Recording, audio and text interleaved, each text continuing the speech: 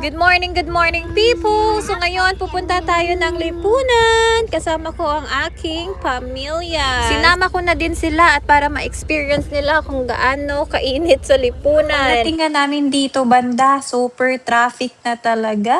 At parang hindi kami gumagalaw. Second day nga ni Daddy dito sa Rojas City. At gusto ko din siya dalhin dito sa lipunan at baka may gusto siyang bilhin. Eto na nga at medyo malapit na kami. Dito nga kami nagpa-drop sa Bagsakan Center at maraming prutas dito.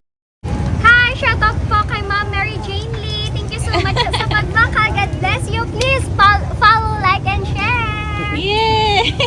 Kadala ka mo din! Dapat ikaw pakita.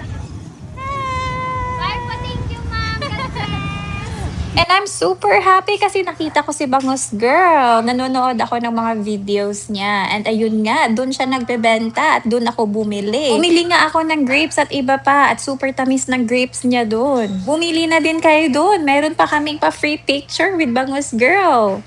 Eto nga at pumasok na din kami sa loob kasi naghahanap si Daddy ng guava. And sad to say, medyo walang nagbebenta ng guava dito sa lipunan. Pero may nakita kami, kaya lang medyo hindi maganda yung guava niya at 2 guava lang yung nabili namin. Pero okay na din yun, sabi ni Daddy. Bumili nga din kami ng eggs kasi para sa aming prosperity bowl.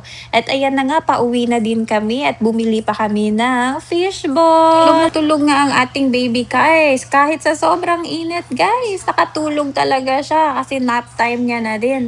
At ito nga si ate, kumakain lang ng fishball. Sarap na sarap din siya. Kumain nga din si Daddy ng fishball. Kaya lang, hindi daw fishball to kasi parang walang fish. Sa pagkakaalam ko dito sa Pilipinas, hindi naman talaga nila nilalagyan ng isda to. At hanggang dito na nga lang yung vlog natin. Happy New Year sa inyong lahat. At mag-ingat kayo sa paputok mamaya. Thank you for watching. Bye!